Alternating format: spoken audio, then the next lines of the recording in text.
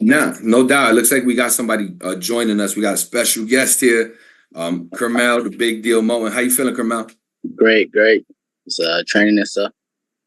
Yeah, no doubt. So we've been talking about a lot, and I definitely want to bring it back for some of the fans who are just joining, or obviously the ones that are curious about your standpoint on a couple things. And October 12th, just reiterating this Saturday, 2300 Arena, Philadelphia, Pennsylvania. You're headlining a big card, Taylor Garcia. It's number 3, part 3, The Rise, right?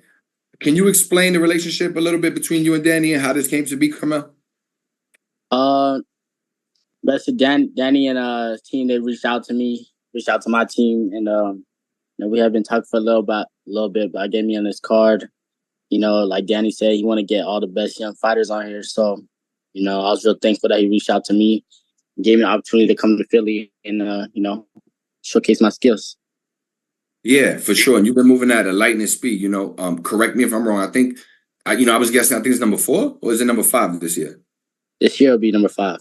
5. There you go. Yeah. So 5 fights in 1 year. You're 18 years old. You're really making a buzz.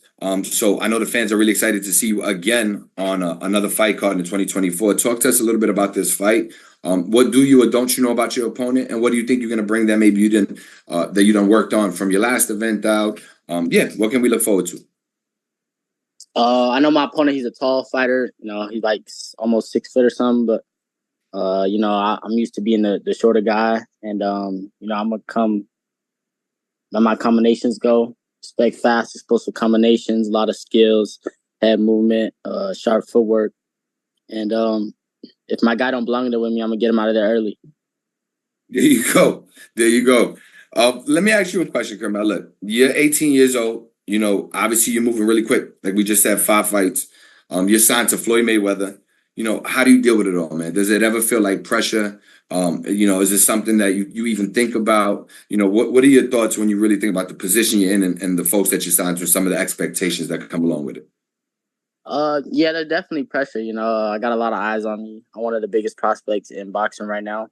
So, there's pressure for me to perform every time. But, I'm ready for this. My whole life, this is what I've been dreaming of. It's what I work towards. So, I'm not gonna cry about it now that I got it. I'm thankful, and I'm working hard every day to make sure I'm able to live up to those expectations. And pressure makes diamonds, so I feel like it's just gonna turn me into a diamond, and I'm gonna shine. Yeah. They say pressure make diamonds or bust pipes, right? So Yeah, exactly. you're doing your thing. Just gotta keep going forward, and I'm sure you will. And on that note, something I wanted to ask you because. Look, again, signing Floyd Mayweather, there's always going to be comparisons or questions, right? But do you ever get tired of Tank questions? Yeah, a little bit. Yeah. Because I'm my own person. A lot of people say I look like him. I don't even think we look alike, but yeah. Yeah. No doubt. And, how do you feel you get away from that? Or how do you feel like you forge your own path? So when people are talking to you, that's not a question that maybe is brought up. Just keep doing what I'm doing, keep winning these fights, and eventually, down the line, I'll get a world title shot, and I'll become world champion, and I'll be my own big name in the sport. I'll be solidifying my legacy. No doubt. Appreciate you, Curmel. And now, there's tons of stuff I still want to talk to you about. Talk to Danny a little bit about what he's got going on and, just kind of transitioning. There's so much going on in boxing right now. I wanted to get you guys' thoughts. So, look, at 130 pounds, Curmel, the division you're currently fighting in, you got a guy in Lamont Roach, right, who's going to fight Tank. And I just wanted to get your thoughts because, the world knows you've sparred with Tank before. And just based on that experience, what do you think Lamont Roach has got to be on the lookout for in this fight? Of course, the power. Tank likes to wait on his opponents. Analyze them and then work off big counters and stuff. Like Lamont just gotta be him. Be busy, win them rounds, stack up them rounds, and then just be sharp on his defense. Yeah, and there's some controversy about the fight, but in your opinion, do you think it? Because some people want to count Lamont Roach out, right? He's moving up. Maybe this is the toughest opponent. What are your thoughts on the fight? One, do you think it's a valid opponent? And two, do you think Lamont Roach is more in the fight than people might give him credit for? Yeah, both Both of them is true. I feel like Lamont's definitely a solid opponent. You know, he's moving up. I feel like Tank, he tried to fight Loma, and I don't really know what happened with Shakur, but I know Loma didn't want to take the fight, but and I don't really know what happened with Shakur. It just didn't fall through. So, you know, Lamont's a next solid opponent. You know, he's moving up. He's chasing greatness.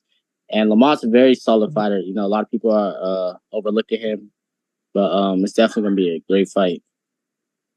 Yeah, especially considering your promotional company and then the relationship that Tank obviously has had with them in the past. Can we ever expect you on the undercard of Tank?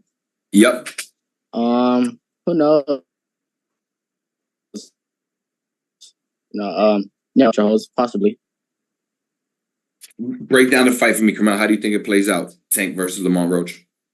I think it goes a distance. I don't know if Lamont will win. I feel like Tank gonna struggle in the first few rounds to find them big shots, and then he's gonna switch up his game plan. He just gonna start trying to win the rounds. You know, just start boxing, let his hands go more, and Tank will probably win the decision. Got you.